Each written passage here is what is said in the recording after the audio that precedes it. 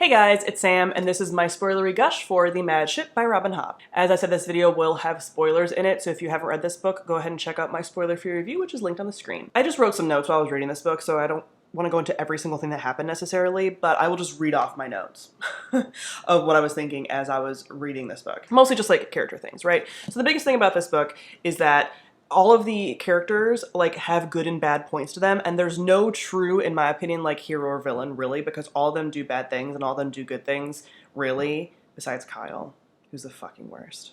And I chuckle every time that his name is Kyle. But otherwise, like even Kennet, I'm very conflicted about as a character. I don't know. Do I want him to have a redemption arc? Do I not? I don't know. But the thing that I will stand on is that Ronica Vestrit is the reason all this bad things have happened. Like, I truly blame her for all of this in the same way that I blame, like, Viserys in House of the Dragon. like, you were not a horrible character necessarily, and I think you did what you thought was best, but oh my god, you fucked all this up. Like, if she hadn't convinced her husband to give the boat to Kyle, of all fucking people, then none of this would have happened. Because you wouldn't have had, I'm forgetting the kid's name now, the boy, why am I forgetting his fucking name? There's too many characters to remember, and he was not the one that I even cared about that much. Wouldn't have had to take him, he wouldn't have been abused by his dad as much. He would be able to go and do what he needed to do. You would have Althea like totally bonded with the ship. You would have had Kennet probably not be able to take the ship because of everything, because she was like so traumatized from being a slave ship.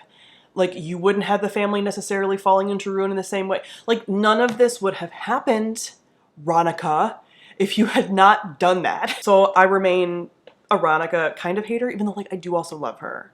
But then I'm also just like, girl, this is all your fault. Speaking of characters that I'm very conflicted about, Malta, everyone said like Malta's character arc is great. And I was like, I do not see how this can happen because she's a little shit. And I hated every single chapter of hers in the first book. And then in this book, I was like, but she kind of turned around a little bit too quickly almost for me at times. Like, maybe it's just because so much time like changes, but she really does go from like one chapter being the fucking worst to the next chapter being like pretty great. But by the end, she's like extra great. So like all of her stuff with like the dragon and talking to the dragon and saving the dragon and all of that, very cool. I'm very impressed with that. And like her romance and her realizing that like none of the men are going to save her, but she does have a good romance with that Rainwild's boy. I do really like their dynamic and how obsessed he is with her. But mostly she's like, none of these boys are going to save me. And none of these boys are going to save my dad, even though her dad's the worst. And I think she's going to realize by the time he comes back, if he does, but I hope he doesn't, but he probably will, that he's the worst.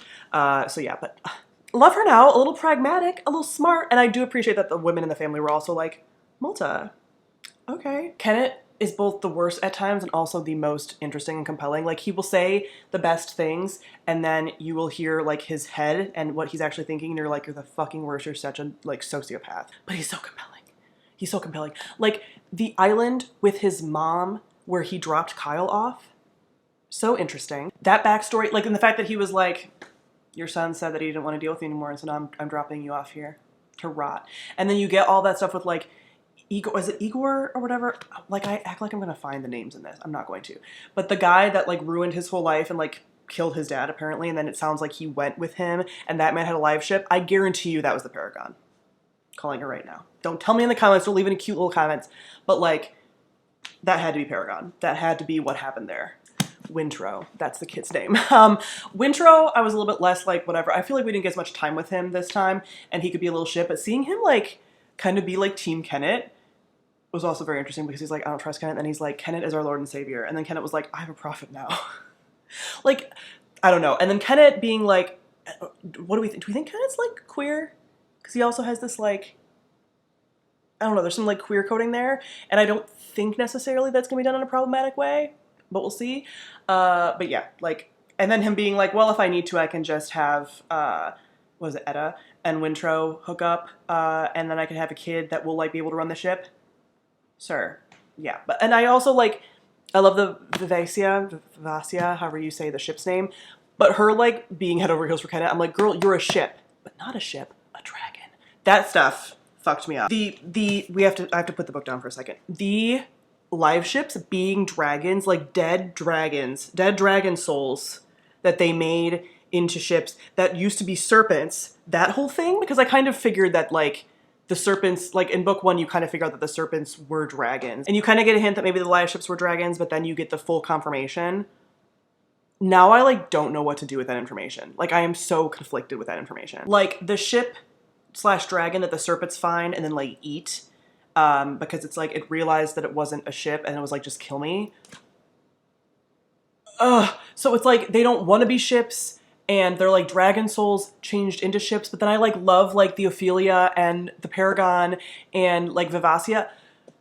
What am I supposed to do with this? Because when they don't know, they're fine, but it's also fucked up that they don't know and you can't ever change them back into a dragon. I don't know. I'm very torn because I love these Liveships so much, but then you're like, but who they are as Liveships isn't even real because they were just overwhelmed by memories and turned into a different person than their dragon parts. But I'm really glad that they saved that one dragon. I love it. I hope that she destroys everything. But like, ugh. And then like Wintrow saved She Who Remembers, so she gets to go and like hopefully help the serpents. But what are we gonna do about this whole like Liveship dragon conundrum? I don't know, and I don't know how to feel. And like Paragon, Paragon is so sweet. I love him so much. And like when he finally returned to the water and like claimed Brashen as his captain, I love it so much. And like Amber's probably one of my favorite characters. Probably like my favorite character. She's the only one that like is faultless in my mind. She's never done a thing wrong in her life. I love her. She loves the Paragon so much and she's so sweet to him and she wants to like fix his eyes, but like I wonder if they're gonna ever fix his eyes. Because like all the stuff with like his old family where the old family's like, if we could basically kill you, we would. And he was like, I think he got taken by that Igor bad guy. And so like, that's why he went like a little off the rails. And so I wonder if he's ever like, or is he going to run to like the Vivacia / Kennet and be like, the fuck? Because he would have been like there.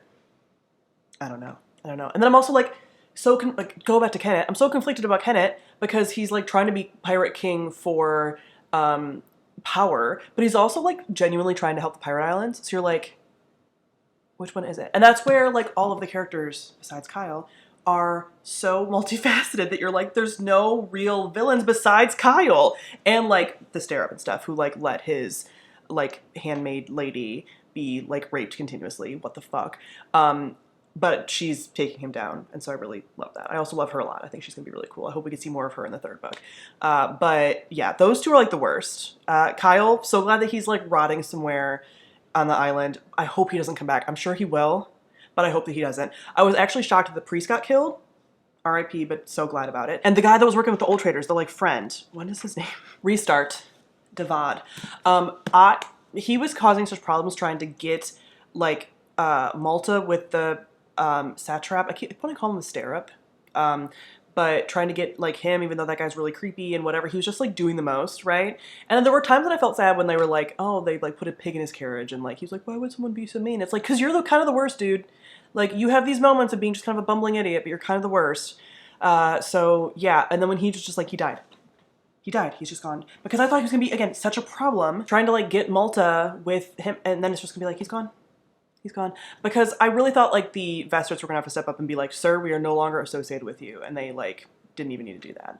I do love also the Althea, Brashen circling each other. Will they, won't they? They both think that the other one doesn't like them when really they are so in love with each other. It's stupid. And she had that little like kind of side thing being like, I wish I could really like this other guy who's like a respectable Bingtown trader, but I can't because it's Brashen. That's all very sweet and cute. And I really like it. And again, Kyle can rot. So yeah, did I cover everybody?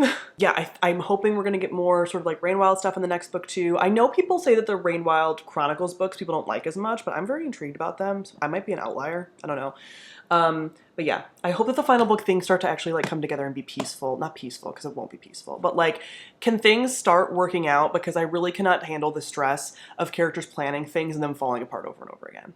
Like, that's what's so hard about these books. Like, I have to take very long gaps between reading them because it's just stressful. So I'm hoping that the final book will, like, wrap some of those things up. I do not know what we're going to do about the Liveships.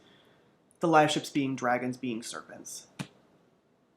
That is the most distressing thing about this whole thing. But I hope Althea gets the Vivacia back. I hope her and Brashen and the Paragon and Vivacia just, like, sail around everywhere as a happy little family. I hope Amber stays with the Paragon as well. I kind of feel like the Paragon and Amber are in love, though. I don't know. It's a very complicated relationship.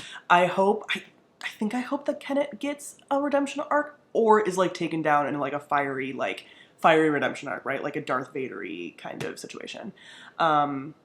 Those are my dreams. I hope that Ronica finally admits that she fucked everything up for everyone. I can't wait to see Malta's continued evolution, and her building back her bonds with the other women in her family. I think that's gonna be great. Yeah, those are my biggest wishes. At this point, I don't really care a ton about Wintro. He's a sweet baby, but like, don't really care as much. Everyone else, I'm like, I love you. So yeah, those are my thoughts. Comment down below. No spoilers for the final book or anything, but comment down below. Let me know your thoughts on this book, The Mad Ship. Thank you all for watching, and I'll see all of you guys soon. Bye.